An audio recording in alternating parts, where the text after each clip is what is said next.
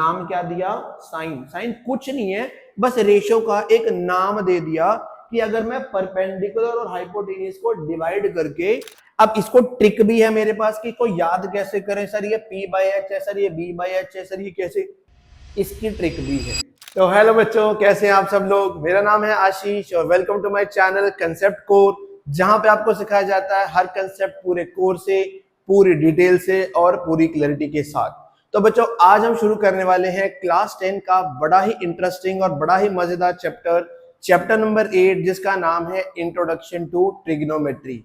मैं जानता हूं सबके सिर का दर्द है ये ट्रिग्नोमेट्री, बट इसी दर्द की दवाई लेके आपके आशीष सर आपके पास आए हैं इसी चैप्टर की वीडियोस को लेकर। सबसे पहले इस वीडियो के अंदर हम इसकी इंट्रोडक्शन पढ़ने वाले हैं और उसके बाद हर एक्सरसाइज के हर क्वेश्चन का सॉल्यूशन विद एग्जांपल्स और कुछ एक्स्ट्रा क्वेश्चन जो बहुत इंपॉर्टेंट रहने वाले हैं इस साल के सीबीएसई बोर्ड एग्जाम के लिए, वो भी हम करने वाले हैं। तो बिना किसी टाइम वेस्ट के शुरू करते हैं आज का अपना चैप्टर क्लास 10 से इंट्रोडक्शन टू ट्रिग्नोमेट्री।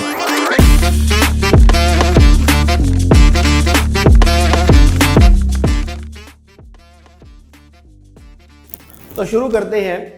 सबसे पहले हमें यह पता होना चाहिए बच्चों कि ट्रिग्नोमेट्री इस वर्ड का क्या मीनिंग आता है। तो अगर मैं बोलूं कि जो ट्रिग्नोमेट्री वर्ड है, वो ट्रिग्नोमेट्री वर्ड एक्चुअल में 3 वर्ड से मिलके बना है, ट्राई प्लस गोनो प्लस मीट्री।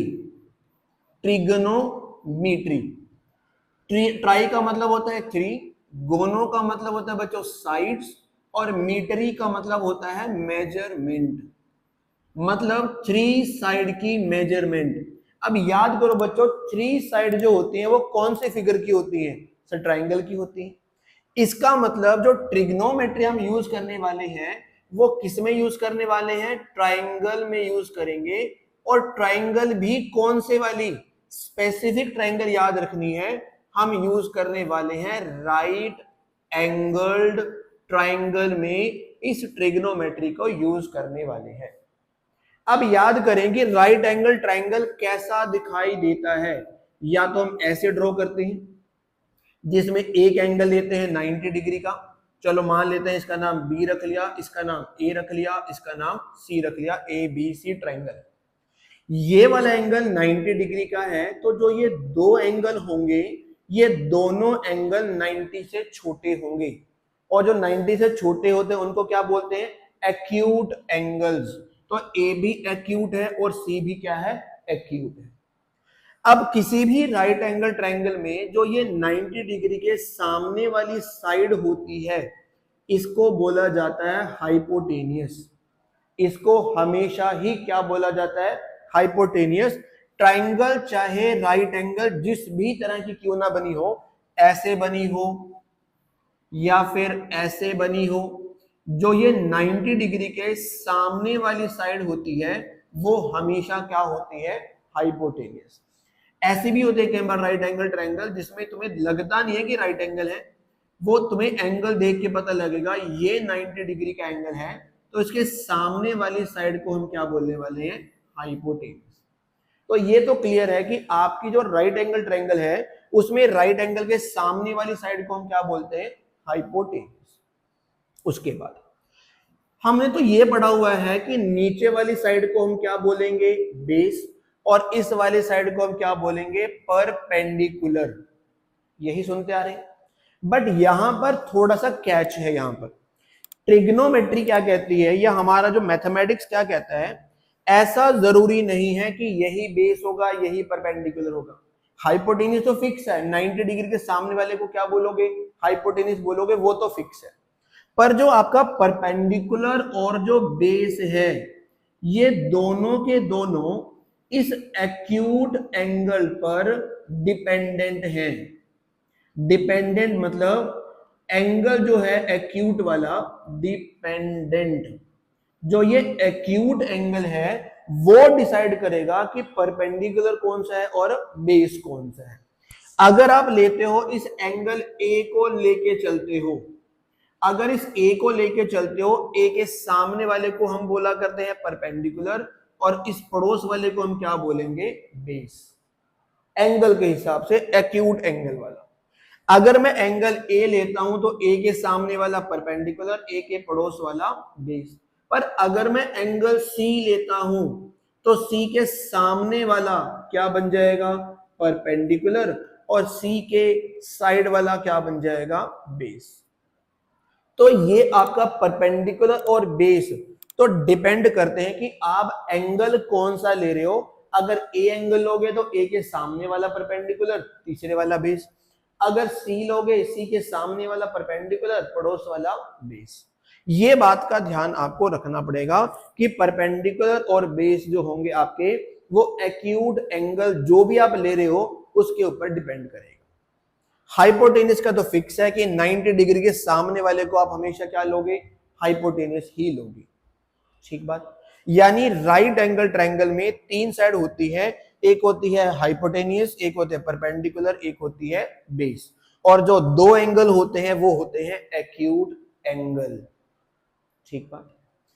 अब क्या हो गया कि जब ट्रिग्नोमेट्री हम पढ़ रहे हैं, जो मैथमेटिशियन थे उस टाइम पे, उन्होंने क्या किया कि जो ये राइट एंगल ट्रायंगल लिया, सपोज ये वाला एंगल लिया इन्होंने ए, ये वाला 90 डिग्री पे लिया बी, और ये वाला एंगल ले लिया इन्होंने सी। क्या लिया, इस ए एंगल के अकॉर्डिंग, ए एंगल के अकॉर्डिंग, ए को लेके बोल रहा हूं मैं, ए के अकॉर्डिंग अगर बोलूं, ए के सामने वाले को क्या बोलूंगा मैं, परपेंडिकुलर। ए के पड़ोस वाले को मैं क्या बोलूंगा, बेस।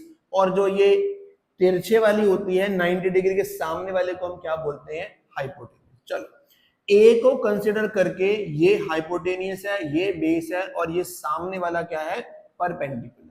ठीक है, एक राइट एंगल ट्रायंगल लिया। फिर वो कहते हैं कि अच्छा, अगर मैं परपेंडिकुलर और हाइपोटेनियस को कंपेयर करता हूं, डिवाइड करके कंपेयर करता हूं, तो ये क्या आएगा, इसको क्या कहेंगे। तो इन्होंने क्या किया कि अगर मैं परपेंडिकुलर और हाइपोटेनियस का रेशियो लेता हूं, उनको डिवाइड करके कंपेयर करता हूं, तो इस रेशियो का उन्होंने नाम दे दिया साइन। नाम क्या दिया, साइन। साइन कुछ नहीं है, बस रेशियो का एक नाम दे दिया कि अगर मैं परपेंडिकुलर और हाइपोटेनियस को डिवाइड करके लोवेस्ट फॉर्म में ले आऊं, या बोलूं तो उनका रेशियो निकाल दूं, तो इस रेशियो का नाम क्या दे दिया, साइन। साइन किसका, इस एंगल ए के अकॉर्डिंग। यानी मैं यहां पे लिखूंगा साइन ऑफ एंगल ए। ए की बात कर रहा हूं ना मैं, ये हम ए के हिसाब से परपेंडिकुलर और बेस ले रहे हैं ना, तो अगर मैं यहां पे ए के अकॉर्डिंग ले रहा हूं तो साइन ऑफ ए बनेगा। अगर मैं सी लेता तो फिर वो साइन ऑफ सी बनता, फिर आपका सी के हिसाब से ये बन जाता परपेंडिकुलर, और ये क्या बन जाता, बेस। पर उन्होंने, मैंने क्या बोला, एक एंगल मैं फिक्स कर रहा हूं कि ये वाला एंगल ए ले लिया, इसको लेकर जो भी परपेंडिकुलर है, जो भी हाइपोटेनियस है, उनका डिवाइड करके देखा, और इस रेशियो का नाम क्या रख दिया, साइन। एज पर साइन, किसके एज पर, एंगल ए के अकॉर्डिंग। ठीक है। फिर क्या किया, फिर उन्होंने क्या किया कि बेस और हाइपोटेनियस को भी डिवाइड करके देखा। इस रेशियो का नाम उन्होंने दे दिया कोसाइन, जिसको शॉर्ट फॉर्म में कोस भी लिखते हैं, कोस ऑफ एंगल ए। फिर क्या किया, परपेंडिकुलर और बेस का रेशियो भी निकाल लिया, उसको नाम दिया tangent of angle A. P को H से भी डिवाइड किया, B को H से भी डिवाइड किया, और P को B से भी डिवाइड किया। तो इन डिवाइड करने पर जो रेशो बने, उनको नाम दे दिया P और H का रेशो साइन, B और H का रेशो कोस, P और B का रेशो टेंजेंट। ठीक है। अब उन्होंने एक उल्टा भी करके दिखाया, कहते हैं अच्छा, अगर H और P का रेशो ले ले, तो इस रेशो को नाम उन्होंने दे दिया cosecant of angle A. H और P का उल्टा कर दिया, H और P का रेशो किया तो क्या लिखा, कोसिकेंट। ऐसे ही B और H का उल्टा कर दिया, H और B का रेशो निकाला, इस रेशो का नाम दिया सीकेंट ऑफ एंगल ए। और अगर इसका उल्टा करके लिखा, B और P का रेशो निकाला, तो इस रेशो का नाम लिखा गया कोटेंजेंट ऑफ एंगल ए। ठीक है, क्लियर बात है। तो मतलब मेरे पास इसके अंदर हमने अलग अलग तरीके से डिवाइड करके रेशो निकाला, उन रेशो के नाम रख दिए। नाम कौन कौन से रखे बता दे तो दोबारा। एक का नाम रखा साइन, एक का नाम रखा कोस, एक का नाम रखा टेंजेंट, एक का नाम रखा कोसेक, एक का नाम रखा सीकेंट और एक का नाम रखा कोटेंजेंट। ये तो शॉर्ट फॉर्म है। अगर मैं इनकी फुल फॉर्म बताऊं, साइन की फुल फॉर्म बनती है SINE, साइन। कॉस की शॉर्ट फॉर्म है ये, तो इसकी फुल फॉर्म रहेगी कोसाइन। कॉस वर्ड कहां से आया है? कोसाइन वर्ड से आया है। टेन वर्ड कहां से आया है? टेंजेंट वर्ड से आया है। तो लिखते टेन है पर बोलते क्या है? टेंजेंट है। कोसेक, कोसेक वर्ड कहां से आया है? कोसिकेंट वर्ड से आया है। सीकेंट, सेक वर्ड कहां से आया है? सीकेंट वर्ड से आया है। कोट कहां से आया है? कोटेंजेंट वर्ड से आया है। ये फुल फॉर्म है और ये जो हम यूज करेंगे ये तो हम शॉर्ट फॉर्म यूज करेंगे। ये रेशो जब तक आप इस एंगल को नहीं बताओगे तो हमें नहीं पता कि आप बेस कौन सा ले रहे हो, परपेंडिकुलर कौन सा ले रहे हो। इसलिए एंगल मेंशन करना बहुत जरूरी है।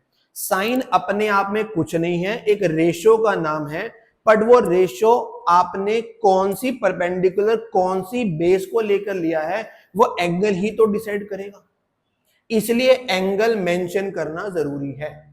या तो एंगल ए लिखोगे या एंगल सी लिखोगे। पर कई बार ऐसा भी होता है, इस एंगल ए का नाम रख देते हैं थीटा, नाम रख देते हैं थीटा। यहां पे भी थीटा लिख सकते हो या फिर यहां लिख सकते हो, तो पेपर में लिखा है कि मैं एंगल कौन सा ले रहा हूं। अगर थीटा बोला है तो थीटा के सामने वाला परपेंडिकुलर पड़ोस वाला बेस, अगर ये थीटा है तो सामने वाला परपेंडिकुलर पड़ोस वाला बेस। तो थीटा भी कह सकते हैं sine theta, cos theta, tangent theta, cosecant theta, secant theta, cotangent theta, ऐसे भी करके लिख सकते हो। ठीक बात, रिलेशन समझ में आ गई। इन रेशियोज को, कितने रेशियो हो गए? 1 2 3 4 5 6, ये 6 रेशियोज हो गए। इन रेशियोज को बोला जाता है ट्रिगोनोमेट्रिक रेशियोज, ट्रिगोनोमेट्रिक रेशियोज। तो ये 6 रेशियोज हमने यूज कर। अब इसको ट्रिक भी है मेरे पास कि कोई याद कैसे करें सर, ये P/H है सर, ये B/H है सर, ये कैसे, इसकी ट्रिक भी है। फटाफट इसका एक स्क्रीनशॉट ले लो, मैं इसकी ट्रिक भी बता देता हूं कि कैसे आपको याद रखनी है कि कौन सा रेशो किसके बराबर होता है। ठीक है, चलिए उसको भी बता देते हैं। आपको याद रखना है, सबसे पहले तो रेशियो लिख लेता हूं। एक रेशियो है साइन, एक रेशियो है कोस, एक रेशियो है टेंजेंट, एक रेशियो है कोसिकेंट, एक रेशियो है सीकेंट और एक रेशियो मेरे पास है कोटेंजेंट। 6 रेशियो लिख ली। याद कैसे करना है? इनके बीच में आपने लिखना है पंडित बद्री प्रसाद हर हर बोले। पंडित बद्री प्रसाद हर हर बोले। या फिर और भी अलग अलग ट्रिक यूज कर सकते हो। पापा बीड़ी पियोगे? हाँ हाँ बेटा। पापा बीड़ी पियोगे? हाँ हाँ बेटा। या इसकी जगह पंडित बद्री प्रसाद हर हर बोले। ठीक है, कैसे याद करोगे? अगर हम साइन यूज करेंगे, साइन के साथ चलो एंगल में नाम लिख लेता हूं थीटा। थीटा वो ए वाला भी हो सकता है, सी वाला भी हो सकता है। अगर साइन थीटा यूज करेंगे तो क्या बनेगा रेशो मेरा? P/H। रेशो क्या बनेगा? P/H। अगर मैं कोस की बात करूंगा तो रेशो क्या बन जाएगा? B/H। तो कोस थीटा को लिख सकता हूं B/H।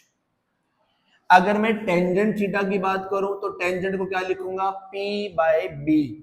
तो टेंजेंट को आप लिखोगे P/B। अब मैं उल्टा कर दूं अगर, यानी कोसिकेंड निकालना होगा तो मैं ऐसे बोलना पड़ेगा h बाई पी, तो कोसिकेंड थीटा हो जाएगा h अपॉन पी। अगर मैं सीकेंड की बात करूंगा तो क्या बन जाएगा h बाई बी, सीकेंड क्या बन जाएगा h बाई बी। और अगर बोलूं कोट क्या बनेगा तो ऐसे उल्टा बोलना आपने b बाई पी, तो कोट बन जाएगा cot theta b upon P. ऐसे करके आपको इनके फॉर्मूले याद कर सकते हो। पक्का क्लियर है बात है? अब यहां से दो तीन बातें ऑब्जर्व करने वाली हैं जिनकी बहुत जरूरत पड़ने वाली है। मेरे को एक बात समझ में आ रही है कि मैं ये देख रहा हूं कि जो ये साइन थीटा है और जो ये कोसिकेंड थीटा है एक दूसरे का उल्टा लग रहा है, रेसिप्रोकल लग रहा है। ये p बाई एच है, ये h बाई पी है। तो क्या मैं यहां से ये कह सकता हूं कि जो साइन थीटा है उसको मैं कोसिकेंड थीटा का रेसिप्रोकल बोल सकता हूं, या फिर कोसिकेंड थीटा को मैं साइन थीटा का रेसिप्रोकल भी बोल सकता हूं। बोल सकता हूं कि नहीं बोल सकता हूं? इस हिसाब से तो बोल ही सकता हूं, दोनों एक दूसरे के उल्टे। सिमिलरली कोस थीटा जो मैंने लिखा और जो सीकेंड थीटा लिखा वो एक दूसरे का क्या दिखाई दे रहा है मुझे, रेसिप्रोकल। मतलब कि जो कोस थीटा है वो सीकेंड थीटा का रेसिप्रोकल भी कह सकता हूं, या फिर सीकेंड थीटा की जगह पर 1 अपॉन कोस थीटा भी बोल सकता हूं, बोल सकता हूं। सिमिलरली अगर मैं यहां पे नोट करूं जो टेंजेंट है और जो कोट है वो भी एक दूसरे का रेसिप्रोकल लग रही है, तो टेंजेंट की जगह पर 1 अपॉन कोट थीटा भी लिखा जा सकता है और कोट थीटा की जगह पर 1 अपॉन टेंजेंट थीटा भी लिखा जा सकता है। इनकी भी बहुत जरूरत पड़ने वाली है। समझ में आई बात? तो यहां से मुझे ये बात भी समझ में आ गई। एक और ऑब्जर्वेशन है जो नोट करने वाली है। अगर मैं यहां पर साइन और कोस को डिवाइड कर दूं, यहां करके दिखा रहा हूं, अगर मैं साइन थीटा को कोस थीटा से डिवाइड कर दूं, यानी इस p बाई एच को b बाई एच से डिवाइड कर दें, p बाई एच को b बाई एच से डिवाइड कर दें, तो ये जो डिवाइड वाली टर्म है जब ये ऊपर जाएगी तो रेसिप्रोकल हो जाएगा। रेसिप्रोकल में HCH क्या हो जाएगा, कैंसल, और ये कितना बन जाएगा p बाई बी। यानी इनको डिवाइड करने पर किसके बराबर आ गया, p अपॉन बी के बराबर आ रहा है। और p अपॉन बी किसके बराबर है, टेंजेंट के बराबर है। यानी आपका ये जो बन जाएगा टेंजेंट थीटा बन जाएगा। Sine theta upon cos theta किसके बराबर हो जाएगा, टेंजेंट थीटा के। इसकी भी हमें बहुत जरूरत पड़ने वाली है। जरूरत पड़ने पर टेंजेंट थीटा को मैं sine theta by cos theta भी लिख सकता हूं, लिख सकता हूं। टेंजेंट का उल्टा क्या होता है, कोटेंजेंट। तो अगर मैं टेंजेंट का उल्टा लिखूंगा तो इसका भी उल्टा करना पड़ेगा, तो ये बन जाएगा cos theta by sine theta. इसकी भी जरूरत पड़ सकती है। तो ये आपको रेसिप्रोकल याद करने हैं। साइन का रेसिप्रोकल कोसिकेंड, कोस का रेसिप्रोकल सीकेंड, टेंजेंट का रेसिप्रोकल कोट। और टेंजेंट थीटा को साइन बाय कोस भी लिख सकता हूं, कोट थीटा को कोस बाय साइन भी लिख सकता हूं। ये आपके यहां तक आपको चीजें ऑब्जर्व करने वाली हैं। नोट कर लो ये सारे फॉर्मूले, जरूरत किसकी कहां पड़ जाए कुछ भी नहीं पता। ठीक है, बात क्लियर है? यहां पर आपका ये जो इंट्रोडक्शन वाला पार्ट था ये मैंने कंप्लीट कर दिया है। इसके बाद हम करने वाले हैं एक्सरसाइज 8.1। सारे क्वेश्चन सोल्व करेंगे, विद एग्जांपल सोल्व करेंगे। तो बने रहें अपनी वीडियो के लिए। आगे हम लोग एक्सरसाइज 8.1 शुरू करेंगे। तो मिलते हैं अपनी नेक्स्ट वीडियो के अंदर, तब तक के लिए।